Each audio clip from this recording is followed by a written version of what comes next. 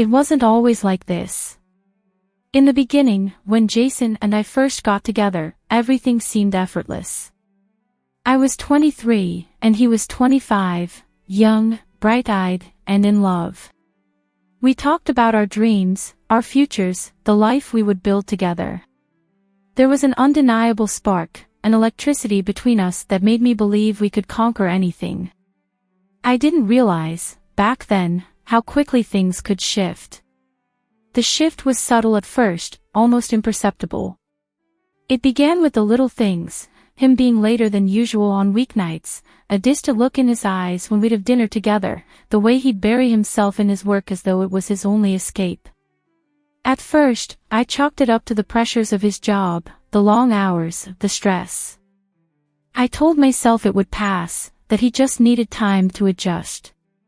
But as time went on, I started noticing more. The dinners that used to be full of conversation were now filled with silence. I began to feel like I was talking to a stranger across the table instead of my husband. Jason had always been a quiet person, but there had been a time when I was the one who could bring him out of his shell. Now, I was lucky if he even looked me in the eye when I spoke. The intimacy between us that once felt natural now seemed forced, strained. I felt like I was constantly trying to reach out, to pull him back to me, but every time I did, he pulled away. I tried to ignore the feeling, the growing tension in the air, but it was always there, like a shadow that followed us wherever we went. What hurt the most was how I felt like I was invisible. My needs, my feelings, none of it seemed to matter. Jason was consumed by something I couldn't understand. At first, I thought maybe it was a phase. He'd been under a lot of pressure at work, the company had been going through some restructuring, and I convinced myself that once things settled down, we'd be okay. But the weeks turned into months, and nothing changed. If anything, it got worse. I remember the first time I brought it up to him. We were lying in bed, and I had to swallow my own fear just to speak. "Jason, is everything okay between us? It feels like you're slipping away," I said, my voice barely above a whisper. He didn't respond immediately, and the silence between us grew heavier. When he finally spoke, his answer was so vague that it only made things worse. "I'm just tired, Sarah. It's nothing. You're overthinking it." His words were soft, but they didn't comfort me. They only left me with more questions. It wasn't that I didn't trust him, I did. But there was something in his tone, something in the way he withdrew from me, that made me question everything. It was as though we were no longer the same people who had fallen in love. I started doubting if he had ever really loved me in the way I had loved him. The loneliness began to settle in, creeping into every corner of our relationship. I would spend my days in a blur of routine, working, handling errands, and taking care of the house. But when the night came and Jason wasn't there to talk to share my day with, I felt completely alone. I tried to fill the void by going out with friends, focusing on hobbies, but nothing seemed to make the emptiness go away. I was starting to feel like a ghost in my own marriage. As the months passed, the distance between us became harder to ignore. It was like we were both living separate lives under the same roof. There were nights when I'd lie awake, staring at the ceiling, wondering where we had gone wrong. Had I changed? Had he? Or had we both simply grown apart without even realizing it? The more I thought about it, the more I realized something deep within me that I wasn't ready to confront. The spark that once bound us together had faded, and what remained was a routine, a habit we couldn't seem to break. I was no longer sure who I was in this marriage, and I wasn't sure who he was either. The truth was, I had started to resent him. I hated the way he made me feel invisible, the way he acted as if everything was fine while I was slowly losing myself in a marriage that no longer felt like mine. But I couldn't find the words to express it. Instead, I buried my feelings deep inside, pretending that everything was okay. I didn't know how to fix it, or if I even wanted to anymore. What I didn't realize was that the tension that had built up over time, the silence, the distance, was slowly poisoning everything. And I was too afraid to acknowledge it until it was too late. When Jason and I first got together, everything felt right. I was 23, bright-eyed and hopeful, believing that our love could conquer anything. He was charming, kind, and we shared so many dreams about the future. It felt like we were meant to be. We talked endlessly about our plans, about our future home, and the family we'd one day have. But those early days, when everything felt easy and full of promise, didn't last. As time passed, things began to change.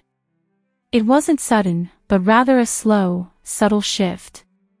At first, I didn't even notice. Jason worked long hours, which I understood. His job was demanding. But I found myself growing more and more isolated in the evenings when he would come home late, too tired to talk, too tired to engage. I tried not to let it bother me.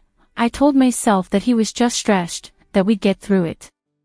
But the quiet started to weigh on me, filling our home with an uncomfortable silence that I couldn't ignore. I began to feel like I was living with a stranger. When we did have conversations, they felt forced, mechanical, as if we were both going through the motions without actually connecting. I missed the person he used to be, the man who would listen to me talk about my day with genuine interest, the man who would hold me close after a long day and make everything feel okay. But he was different now, distracted, distant. And it made me question everything. I started to notice the little things, how he never seemed to look at me the same way anymore, how he barely spoke to me unless necessary. When he did, it was usually about things like bills or household chores, never about us. Our marriage had turned into a list of tasks to check off. The intimacy that once felt so natural now seemed awkward, strained.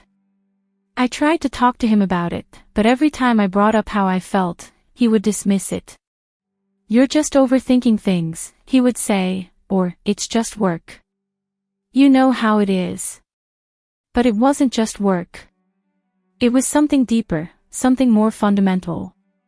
I could feel the disconnect, but I couldn't put it into words. I tried to convince myself that it was just a phase, that we'd work through it. I wanted to believe that everything would go back to how it used to be, but deep down, I was afraid that it wouldn't. The longer it went on, the more I realized that I was beginning to resent him, not because he was a bad person, but because I felt invisible, neglected, as if I didn't matter anymore. Our house, once a place full of love and laughter, had become a quiet, empty space. I would spend my evenings alone, waiting for him to come home, hoping for even a brief moment of connection, but it never came. And as much as I tried to fill the gap with work, friends, or distractions, nothing could fill the void that was growing between us. I was more alone with him than I had ever been without him. I couldn't understand what had changed, and yet, every night, I went to bed feeling more distant from the man I had once loved so fiercely. It happened so suddenly that I didn't even have time to process what I'd just done. It was an accident. A moment of weakness. A slip of the tongue that I would regret for the rest of my life. I was at home, just finishing up dinner, when the phone rang. It was a call I wasn't expecting, so I didn't recognize the number. My immediate reaction was to let it go to voicemail. But before I could, Jason's name appeared on the screen. He'd been working late again, and I had been counting the minutes until he came home. The idea of hearing his voice after the long silence between us that day was strangely comforting. Without thinking, I answered the phone. I didn't even check to see if he was still at work or driving home. I just picked it up, half expecting him to say something casual, like he always did. "Hey, I'll be home soon. Are you okay?" But instead, I heard something that shook me to my core, the unmistakable sound of his voice, now sharp and strained, asking, "Who's with you?" I froze. My heart skipped a beat, and for a moment, I couldn't find my words. Jason's voice didn't sound like the man I knew. It sounded suspicious, guarded. It was the kind of tone he used when he was angry or when he suspected something was wrong. I tried to cover up the confusion in my voice. "What do you mean?" "No one's here." But he wasn't convinced. "I heard you talking." "Who were you talking to?" The edge in his voice was more than just concern, it was accusation. Panic set in. I felt trapped. "Jason, it's nothing, but before I could finish my sentence, he interrupted me. "You don't need to lie to me. I heard you. You said it. You said you never wanted me." I could barely breathe. My stomach churned as his words hit me like a punch to the gut. I never wanted him. Those words had slipped out in a moment of frustration earlier that day. It had been a fleeting thought, an offhand comment that I had never meant to say aloud. It wasn't that I didn't love him, it was just that everything had become so difficult, so painful. The distance between us had been suffocating, and in my frustration, I had spoken the words without thinking. "I didn't mean it like that, Jason. Please, but the damage was already done." I could hear him breathing heavily on the other end of the line, his silence deafening. "I need space," he said, his voice cold, detached. "I can't believe you'd say something like that to me." And with that, he hung up. I stood there, the phone still in my hand, unable to move. I couldn't process what had just happened. My heart was racing, my mind was spinning. I had said the worst possible thing, and now there was no way to take it back. I tried to convince myself that it would blow over, that he'd realize it was a mistake. But the weight of his words, the hurt in his voice, made it feel like something had shifted irreparably. I sat in the silence that followed, the same silence that had taken over our home for months, and wondered how I could fix something that was already broken beyond repair. The words had escaped me, and I didn't know how to find a way back to the man I once knew. The following days were filled with tension. I didn't hear from Jason for hours after that phone call. His absence was a heavy weight on my chest, and I spent every minute of that evening staring at my phone, hoping for a message, hoping for some sign that he was willing to talk. But nothing came. The silence was deafening. It was as if he had disappeared entirely, and I was left alone with my thoughts and the lingering guilt from the words I had said. The next morning, I woke up early, as I always did. I had gotten used to waking up alone, the sound of Jason's absence in the house becoming a part of my daily routine. I made coffee and sat by the window, watching the world move around me while I remained still. My mind kept replaying the conversation, the way his voice had cracked with disbelief when he heard my words, the hurt that had laced every syllable. It wasn't until late afternoon that he finally called. My heart skipped a beat when I saw his name on the screen. This was it, the moment I had been dreading, the moment when I would have to face the consequences of my careless words. I took a deep breath before answering, bracing myself for whatever was about to come. "Jason," I said softly, my voice almost breaking. "Please, I'm so sorry. I didn't mean it. You have to believe me." There was a long pause on the other end of the line. For a moment, I thought he wasn't going to say anything. Then, in a voice I barely recognized, he finally spoke. "I don't know if I can believe you anymore, Sarah. I don't know if I can believe anything you say." His words stung, each one a reminder of how deep the hurt had gone. I felt a lump form in my throat. "Please, Jason, just listen to me." I was frustrated. I was angry, and I said something I didn't mean. "I love you. I never stopped loving you. You have to understand, I didn't mean it." I was just what? He interrupted, his voice growing colder. "Frustrated. Angry. How many times do I have to hear that? You never said anything like that before. I thought we were past all this, Sarah. But now I don't know what to think." His words hit me harder than I expected. I had known that things weren't perfect between us, but I hadn't realized how fragile everything really was. I hadn't understood the weight of my words until they were out in the world, and now I was facing the consequences. "I'm sorry. I really am," I whispered. "But we can fix this, Jason. We can talk through it. We always have before." He was quiet for a long time, and for a moment, I thought he might hang up again. But then, in a softer tone, he said, "I don't know, Sarah. I don't know if we can anymore. You said something that's hard to forget.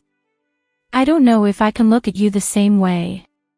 His voice cracked at the end, and I could feel the pain radiating through the phone. It was as if I had shattered something deep inside of him, something I couldn't fix with just an apology. The weight of it all felt too much for both of us. "I don't want to lose you," I said, my voice trembling. "Please, Jason. Let's work through this. Don't give up on us." But his silence spoke volumes, and it was in that silence that I realized that the distance between us had grown too wide, too deep. The cracks had become too big to mend in a single conversation, and I wasn't sure if anything could heal the rift that had formed between us. Days passed in an agonizing blur. The silence between Jason and me was overwhelming, and despite my attempts to bridge the gap, nothing seemed to work. Every time I reached out, he would retreat further into himself, his responses colder, his words sharper. It was as if the person I had once known, the man I had married, had vanished, leaving behind only a shadow of the man who had once loved me. I had never felt more alone in my life. One evening, as I sat on the couch, staring at the empty space next to me where Jason should have been, I decided that I couldn't keep living like this. I couldn't keep waiting for him to come to me, for him to fix everything. If this marriage was going to survive, it was going to take both of us. And I had to be the one to take the first step. I needed to confront him, to speak the truth, to lay everything bare. So, I called him. I took a deep breath before hitting dial, mentally preparing myself for whatever might come next. When he picked up, his voice was distant, but he didn't hang up. "I need to talk to you," I said, trying to keep my voice steady. There was a pause, and then he spoke, his voice a mixture of exhaustion and frustration. "I don't know if we have anything left to talk about, Sarah." "I know, but we need to," I insisted. "I need you to listen to me." After a long moment, he agreed, and I could hear him exhale on the other end of the line, as if bracing himself for what I was about to say. I wasn't sure where this conversation would lead, but I knew that it was the only chance we had left. "I never meant to hurt you," I began, my voice trembling slightly. What I said, it wasn't the truth. I was angry and hurt, and I said something I didn't mean. "I love you, Jason. I always have. I don't want to lose you." He was quiet for a moment, and I could hear him shifting around on the other end. Then, his voice cracked. "But you don't understand, Sarah. The way things have been. I can't keep pretending everything is fine. I don't know if I can forgive you for what you said." My heart dropped at his words. The weight of what I had done hit me all over again. I had hurt him in a way I didn't fully realize until that moment. "But Jason," I said softly, "I've been feeling so alone, too. I don't want to keep living like this. I can't keep pretending everything is okay when it's not. I know I've made mistakes, but I need you to hear me when I say I'm sorry. I don't want to lose us." Another silence passed between us. Then, in a voice barely above a whisper, Jason finally spoke.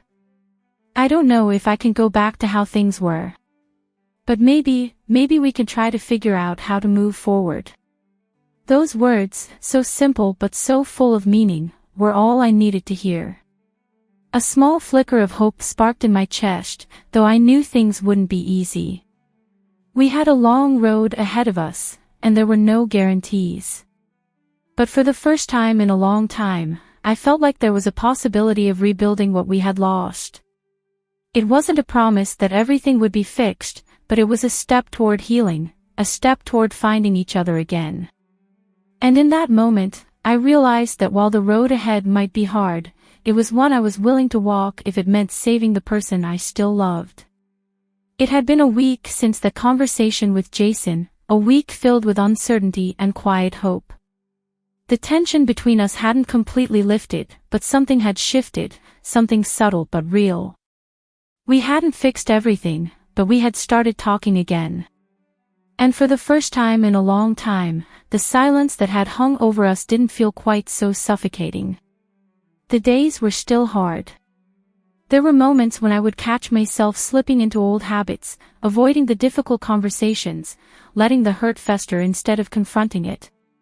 But I was trying. We both were. We had begun to carve out small spaces in our lives where we could be open, where we could speak without the walls between us. It wasn't perfect, but it was something. And for now, that was enough. One evening, after dinner, Jason and I sat on the couch together. The TV was on in the background, but neither of us was really watching it. We had grown accustomed to the quiet in our home, but now, the silence felt more like an opportunity than a burden. I turned to him, my heart in my throat. "I've been thinking a lot about what you said," I began, my voice soft. "About how you don't know if you can forgive me." He looked at me, his eyes tired but warm. "I've been thinking about it too," he said quietly. "Anne, I don't know if I can forget what you said. But I can try to forgive." My chest tightened at his words. I knew that forgiveness wasn't something that could be given lightly, and I understood the weight of what he was offering. The road to forgiveness was never quick or easy, but in that moment, I felt a glimmer of hope. "I know I hurt you," I whispered, reaching out to take his hand. "And I know I can't take back the things I said. But I want you to know that I'm here, and I'm willing to do whatever it takes to rebuild what we had." He squeezed my hand gently, his voice calm. "I'm willing to try too. It's going to take time, Sarah. But I think we can work through this. We've been through a lot together. I don't want to throw it all away just because of one mistake." I nodded, my heart swelling with a mixture of relief and guilt. We both knew that the road ahead wouldn't be easy. There would be setbacks, moments of doubt, times when the old wounds would reopen. But we also knew that we had something worth fighting for.